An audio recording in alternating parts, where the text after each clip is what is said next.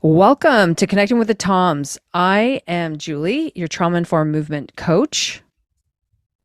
I am Dr. Tom, a biological medical physician for the last many years, and we're here to basically help you get some information, have some fun, be relaxed, take some deep breaths, and hopefully learn some things. We have been doing these podcasts with great feedback from people because we're trying to share things that may be taken for granted, but are not really that well known in the mainstream. And it's about fun, it's about entertainment, but more importantly, it's about helping you take a piece of this, of what it is that we wish to share, so that you may implant that into your own life and make it so it's just a little bit better. So, in simple terms, we offer hope, help, and health without a prescription. Yay. Yes. So welcome, welcome, welcome. So today we wanted to dive into the world of relationships and how it impacts your health. So this is a big topic for me when I work with my clients, because a big piece of the puzzle when people are trying to heal is co-regulation. And if you don't know what co-regulation means, it's basically connecting with another, I'm going to say mammal, but connecting with another person, animal, anything with an autonomic nervous system to help you feel safe. Because when we come into this world, what's the number one thing a baby wants when it comes into this world? And it needs to know that it has somebody who's loving and caring, sharing, and will look after. That's really the bottom line for a baby. But when it comes right out of the womb, what does it want? It wants skin to skin, right? It's not necessarily hungry. It just went through some trauma of just coming out of a body.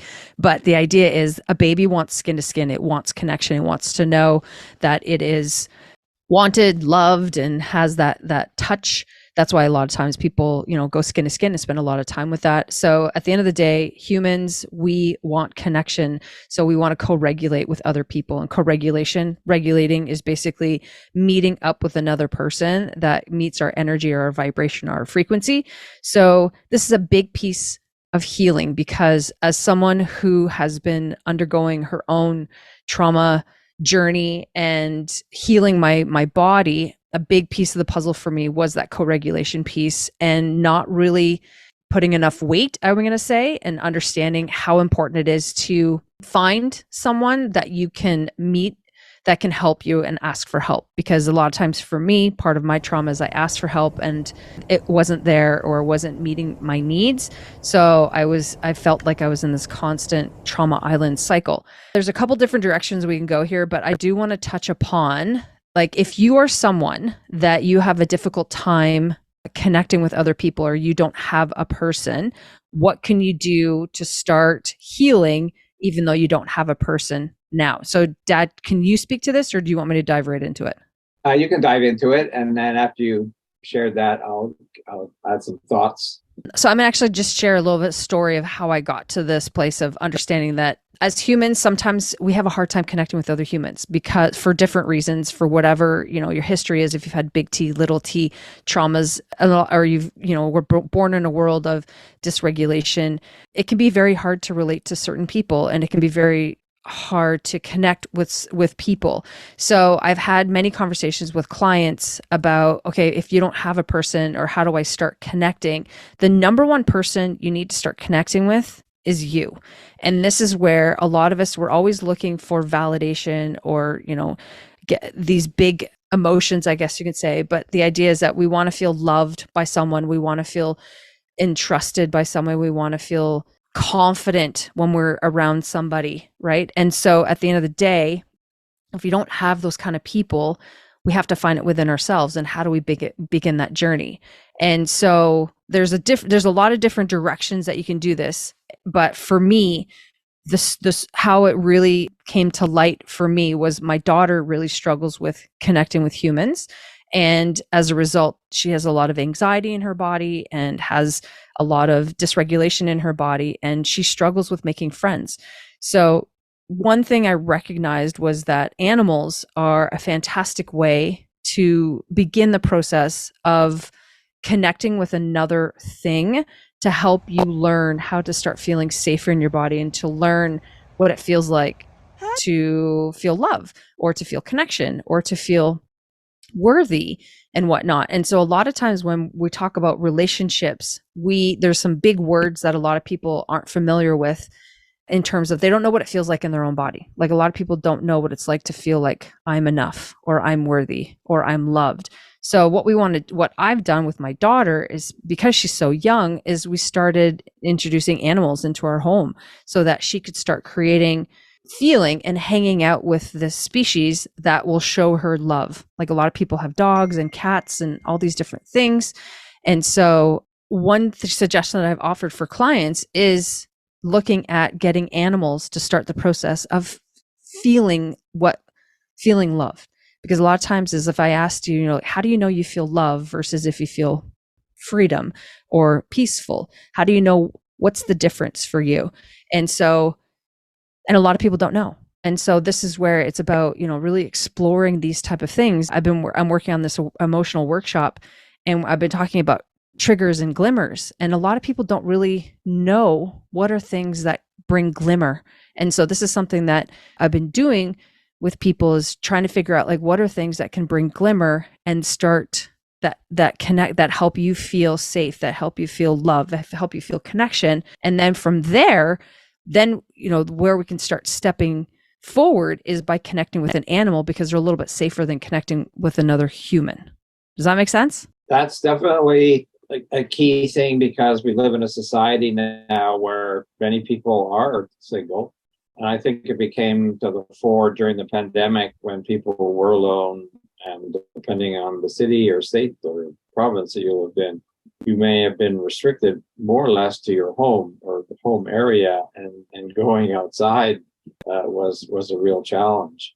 And I think the other thing about an animal is the fact that when you do leave and come back, there's something to look forward to. And we know with an animal, and whether it's a bird or a turtle or a hamster or a dog or a cat or a horse or whatever, it creates a sense of responsibility. And relationship is about self-responsibility, but also knowing that you have the wherewithal and the ability to care for another mammal, as you started with. It doesn't have to be a human being, but all these animals need care when we are their master, so to speak. And I think that's important, because that's part of the reason that it is important that you, as you said, that you need to basically start with yourself. Look in the mirror. Who is this person today? And, if you're not going to look after yourself, who's going to look after your pet? Absolutely. Responsibility is a big piece of the puzzle. And so at the end of the day, it's about, it's about these emotions and connecting with your autonomic nervous system. So animals are a great way to start there. And then from there, like, what are other things that you can do to start creating a better relationship with yourself? Like, a big buzzword has been self-care. But like you said, Dad, during the pandemic, many people, we were told not to be around other people. And as a result, this has caused, I believe, an increase in dysregulation in people, because they don't know how to connect with other people anymore. And you're seeing, like, I had a client this week tell me she went to a high school reunion. There's over 1,000 people there. And she said, this is probably going to be the last one. She's in her 70s. And I said, why do you think it's the last one? And she said, because the younger generation don't necessarily rely on community as much. And this is something that I'm seeing more and more common, is that people are losing the ability to connect with other people. And the biggest thing that we need in order to heal is community. It is connection. And we're just not doing it because people are afraid. So this fear and this, whatever word you want to use, is holding us back from the primal thing that we need, which is connection to another mammal. I'll just say mammal at the end of the day. So a process with my daughter is that we actually enlisted her in equine therapy so that she could start understanding her nervous system and start befriending her nervous system. Because this is a big piece of the puzzle, is like helping her understand what color is her nervous system at any different state, because she doesn't know the words, and many people don't at the end of the day. So I have a client who is autistic, and one way we've started with him, he doesn't have a large vocabulary. So I'm like, okay, that's fine. Let's go with the stoplight, because most people have seen a stoplight. So are you red, yellow, or green? And so when we can do that, that's how we can start befriending our nervous system. And so understanding that whenever I'm in public, or when and that's the other thing too, is that you hear a lot of people are like, They're done peopling. They don't want to people anymore, meaning they don't want to be in large crowds. And I'm definitely one of those people. That's because that's just a reality. So I have to learn how to start feeling safe again when I'm in large crowds. And I think this is common for a lot of people. At the end of the day, it's like, okay, so we can, start to befriend our nervous system using animals, but we can also do it by understanding the color of our nervous system. So Dad, have you ever done that with any of your patients? I mean, the only thing about color, of course, the brain protocol is full of color, and we use color for every of the phases as per the chakra colors, which is an attempt to connect to your emotions. So yes, color becomes an important component on an everyday basis. Since color has been used in medicine. I mean, the most common is a baby who basically is born jaundiced. In medicine, they basically stick the baby in front of the window. But now we know that color can be used, has many medicinal purposes, and is being used much more effectively overall. So whether you are looking at the color, wearing the color, shining that color light, there's a variety of different ways of introducing color into your immediate environment that has the potential of being incredibly beneficial from a health perspective. Color can, like I said, can make a big impact in your nervous system. So really what we're trying to do is influence the inside. So understand that. So if you're not familiar with the polyvagal theory, it's basically discovered in 1994 by Dr. Stephen Porges. And there are basically 3 states to your nervous system. Originally, most people knew your fight or flight, your sympathetic or your parasympathetic, which is like your dorsal shutdowns. But there's a new one called the ventral state. So this is the social connection. And this is what we're talking about today. It's all about that ventral feeling of connection, safety, love, enthusiasm, joy, all these glimmer type of experiences, like things that make you feel tingly inside and make you feel happy. And so it's just a matter of what are things that make you feel green. So if you sat down right now and think about, okay, what are some glimmers in my life? Like I know my dad goes for a walk every day. That's a glimmer. Yeah, Dad? Yeah. Yeah, the glimmer is definitely walking. Playing with his dogs is another glimmer. I know he likes to, especially on those hot day, not some, even summer days in Arizona, on those hot days, hanging out in the pool. That could be a glimmer. So what you want to do is just start listing things that are glimmers for you. What are things that make you feel green? Okay. And then you have the yellow. Yellow is sympathetic. That's your fight or flight state. And the problem is many of us who have health issues are noted what's happening is that your body is stuck in this survival state, in this fight or flight state. Are you coming or are you going? And your body is constantly stuck in this loop. And so you want to be able to identify your triggers. What is keeping you in this loop? What's keeping you yellow? So if you're like standing in line at a gas station or stuck in traffic, or I don't know, like keep getting emails or something like that, or something happens at work, recognizing that, hey, I'm in yellow right now. Okay, what do we want to do? So you want to identify what is that trigger.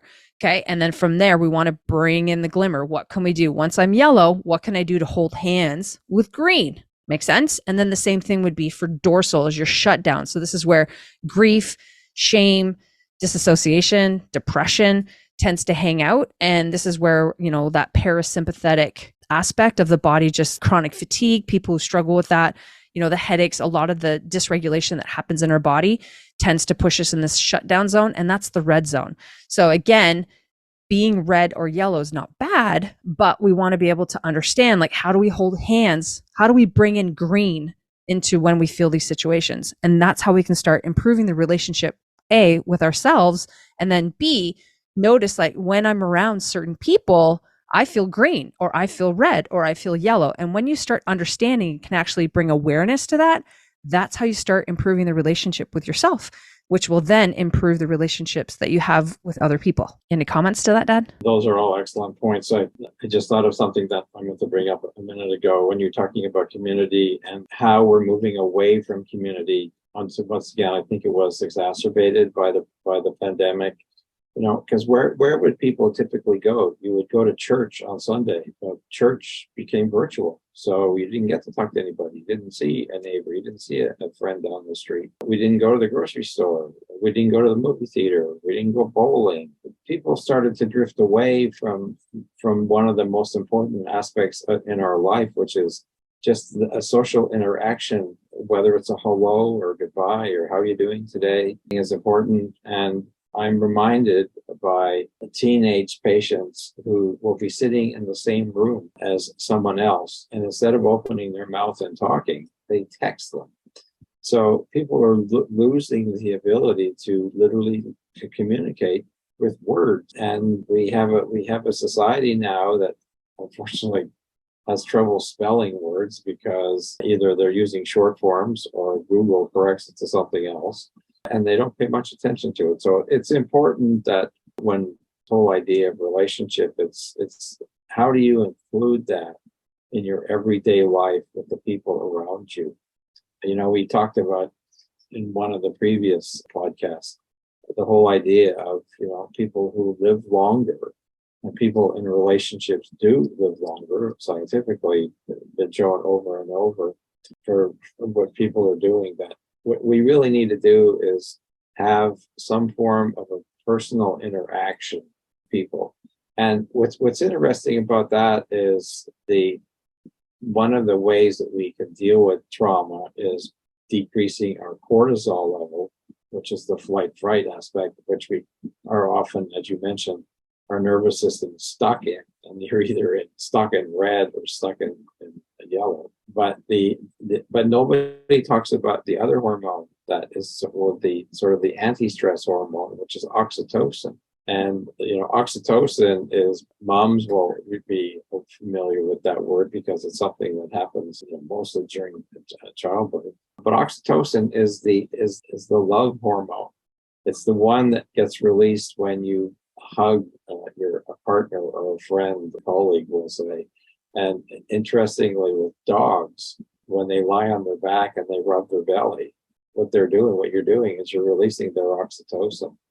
So it's a lovely component, and we definitely much more of this in our society, obviously in an appropriate way for what's going on, because the aspect that happened in COVID, of course, is that people were restricted or prevented from, you know, being in close contact with other people. Everybody was wearing a mask. And of course, the whole idea of hugging somebody was just out the window. So for several years, other than your immediate family members, it was something that was lost. I have a sense that it hasn't been regained yet because people are still somewhat reluctant to suddenly jump back into that, because there's still a segment of the population that, and understandably so, they have probably very good reason for so. They may have some type of a chronic illness and are reluctant to be in the presence of others. But don't overlook the aspect that it's one thing to reduce our stress, but it's another thing to improve our oxytocin levels. Actually, one of my patient, a couple, that was actually one of my prescriptions. They would sit and would visit together, a little bit bickering with each other. And I said, you know, one of your homework assignments is that you have to hug each other 2 to 3 times every day. This is probably close to a year ago, and they're still doing it. And it's one of the ways they've been able to reconnect with each other. So I think it's a thing that we need to be very mindful of on an ongoing basis with our partners, with our family, with our kids, with grandkids, etc. But also from the aspect of just in general to be accepting that we need that type of thing, and we need to learn how to talk to each other again, not in capital letters, but just in soft tone. That doesn't make us afraid to get in a conversation. And you need to continue to do everything you can to minimize your stress reactions, you know, which is all the previous podcasts that we ultimately have talked about. But let's take the opportunity to try and increase on a regular basis our oxytocin level. And if you don't have a partner, as we said earlier, a pet does just a great job, because, you know, it does give us a sense of support. It does give us a sense of belonging. It does give us a sense of responsibility. We have to manage and look out for someone else in our immediate sphere of influence. So question I have for you then, with oxytocin, do you have to be with someone for it to release, or can you release oxytocin on your own? That's a great question. I hadn't thought of it that way because it's always talked about that, the best way to do it is to be in close contact with somebody. And what's happening is the oxytocin is flowing. And that's why oxytocin is a part of the whole birthing process for moms and for babies. And don't forget the importance of the dad in that relationship also, so that you're getting an immediate bonding, with not only the mother, but also the father. Okay. Now I'm just intrigued because I don't know enough about it. So I need to be in close contact with somebody to release oxytocin. But when I do things for self-love, do I still release oxytocin?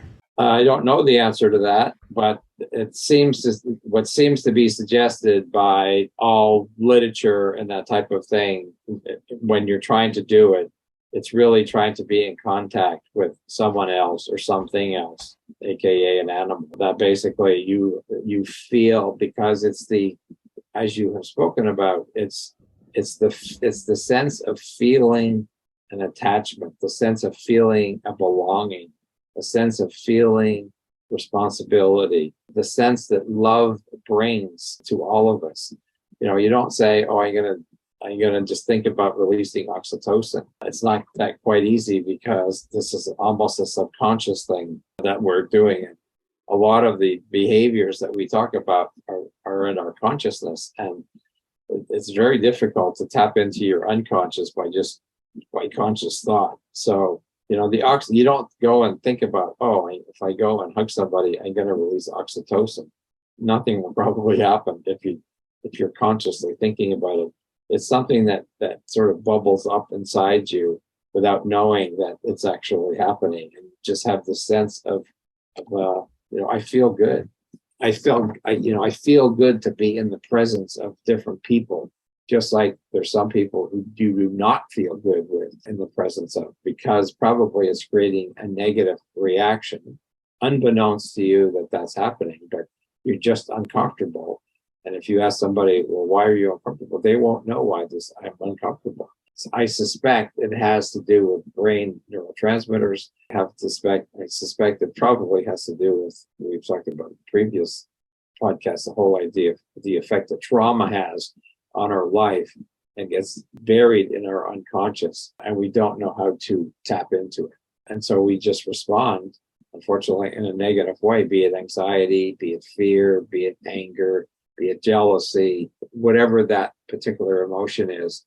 And people often don't even know why they suddenly had that emotion. Where did it come from? Is a real concern and a real problem, and something that we hopefully we're talking about will help people take stock of their own life, so that they can actually get past that blocked emotional chakra, really, because that's where the emotions are being blocked, because then there's different chakra areas, which is why color is so important. Okay, so there's two things. I want to talk about attachment theory, but the one thing that you got me thinking about is intention, because like you're saying, like what you said is, like if I'm going to just go hug someone just because I know it's going to release oxytocin. A lot of times, I'm not a hugger per se, but I hug my kids a lot. And I think I do it as a mom because I know it makes them feel good. But how does intention play in there? So, because a lot of times, when I'm trying to learn the feeling of love and connection and safety, it's these are activities that can release that. So can I bring intention in there? If I bring intention, wouldn't that help me release oxytocin too, or no? I think I'm going to say yes. And I think what needs to happen is it's like training the brain, new behavior. So we say that if you want to break a habit that you're not happy with, you have to keep doing it over and over and over and over, and saying it to yourself. That's why we're talking about positive affirmations. That's why we talk about prayer. That's why we talk about meditation, to put our brain in a different place. And people will often say, "Well, I can't meditate because my mind wanders." I said, you have to keep doing it. Just keep doing it. Just keep doing it. And one day it'll be like, "Oh, I get it now. I get that I can go into a relaxed state." The goal is that you can sort of reframe or retrain your brain. Previously have talked about the whole idea of breathing and the sequence of breathing and the importance of breathing. When you practice, we'll say box breathing, inhale for 4, you hold for 4, you breathe out for 4, you wait for 4. When you do that often enough consciously, it will actually become unconscious. The goal with relationship is to do something with intention, often enough, so that you don't have to think about it. And just the mere thought of going to hug your kids, because let's say they're at school and you feel that you need that feel good, so you create the intention as if they're actually in your presence. I believe over time you have the ability, because the brain is such an amazing instrument, you have the ability over time, just like we can change our breathing from a conscious to an unconscious. I think we can change the aspect of the release of these hormones, neurotransmitters, in a positive way by just keep practicing over and over. The best practice, of course, is to actually have someone that you in your presence, and how good that makes you feel. And you sort of start locking into how good it feels when I feel better, and how can I maintain that. And so nothing short of repeating it over and over and over will, in my experience, allow somebody to continue to experience that, even if they're not in the presence of somebody, but they can recreate it, but not without a lot of hard work to get there. To me, it's like now we're getting into this mind over body, body over mind kind of situation, because like you said, like you're talking about little practice, you practice it over and over again. That's how the whole concept of movement snacks came up. That's how I came up with it, in terms of understanding that if we do these little micro actions to help us, it's going to lead. It's like you're just sowing some seeds, and then eventually the tree will grow and your roots are just going to get deeper and deeper, because you're ingraining it into your nervous system and into your body. Yeah. So I'm like, that's such a big topic. I'm like, we can almost do that the next time. It's just like how to sync your mind and body. Where do you start? Do you start with the mind? Do you start with the body? Because at the end of the day, we're getting into the body, but how do we start that process? So maybe we'll like park that for a minute and then we can talk about it next time, because I think that's a really good debate. Because I think for me, I've learned that just using the mind and getting mind over matter, fake it till you make it, has been words for me have not been helpful, because it's almost, it's creating this imposter syndrome, and it's creating this belief in my system that I'm not good enough. And so I'm like, no, I have to change that. And that's something that we can talk about later. But anyway, I just wanted to touch on that. You mentioned attachment theory a little bit ago, and I think we can't do a relationship podcast without talking about attachment theory. This is something that if you do not know what your attachment style is, if you don't know about it, we all have an attachment, basically attachment theories from the 60s, I believe. There is a researcher, and her name is escaping my brain at this moment, but essentially this researcher analyzed babies and moms and had them do different situations. And there are basically 4 different types of attachment that we get from our relationship with our mothers. Do you believe that, well, first of all, Dad, do you address attachment theory at all with your patients when we talk about relationships, or that's not something that you do? I do not. No, I do not use that word, per se. In fact, there's lots of words that I don't use, because I make conversations with patients at the level of course 101, because in medicine, unfortunately, as many people will attest to, when their doctor talks, they have no clue what the hell the doctor's talking about. So they just sort of tune out. So things that I use are usually simpler conversations, simpler words, and perhaps a psychologist or psychiatrist would get into that type of thing. But for everyday conversation, I try and just use simple examples, simple ideas, not even so much that the patient really knows that, oh, this is the reason we're doing it. Because ultimately, just doing it will create the result that I'm looking for, and people will feel better whether or not they know oxytocin is being released and why it makes them feel better. Gotcha. Okay. That makes sense. I agree. So when we were talking before, you actually talked about like when you do your intake form with your patients, when you talk about relationships and whatnot, do you want to talk about like what's the information that you're gathering when you're starting to work with somebody? So anytime you go to any type of a medical practice, I mean, you obviously have to fill out some form of an intake form about some basic information, which obviously includes where you live, your address and your work and that kind of thing. But generally, it also said, who is, do you have another contact person who, we would be able to contact? And invariably on the intake forms I've looked at for the last 5 decades, there generally is a partner, although on rare occasion there is nobody listed. But for the most part, it's usually a partner that's listed on the page, whether they're married or whether it's a child or son or daughter, whatever. But then on page 2 of the intake form, one of the questions that I ask is that, who do you know that will successfully support you in any of the suggestions and recommendations, we'll be laying out forward as we move forward? And something that I always shudder at when I see that when they write, there's no one. This is a very, very difficult thing I find in medicine, to support people long term, truly to guide them to a whole different level of wellness and health when they don't have a support person. And it's especially troubling if on the front page they're married or grown children, or that somebody that really is in their immediate sphere and they don't have someone who can support them. So this is usually a telltale sign that this will be a more challenging case, no matter what it is that the patient may be coming to speak to me about.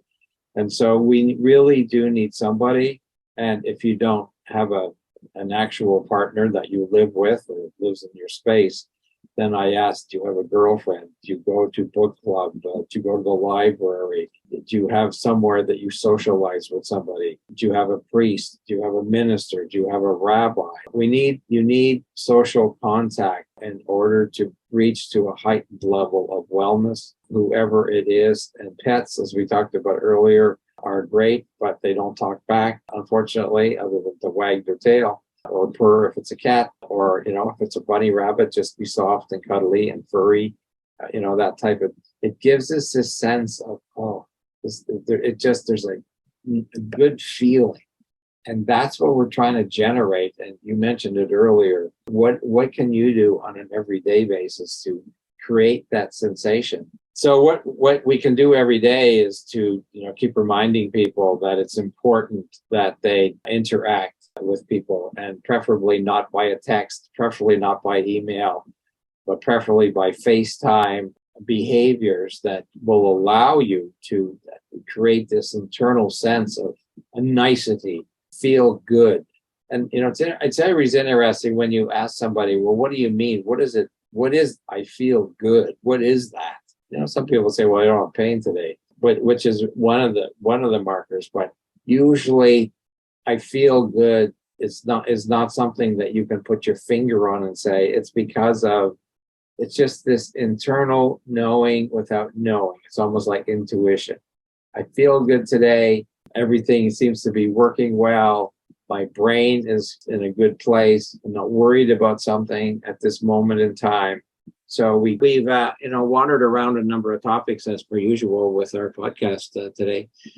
I think it's important to, hopefully the takeaway is that if you're in a relationship, make sure you culture that. It's not something that we need to take for granted ever. And the whole idea of being in community is an important aspect. Even if you do live alone, we know from COVID that was a very devastating impact of COVID, perhaps even worse than the actual virus was itself.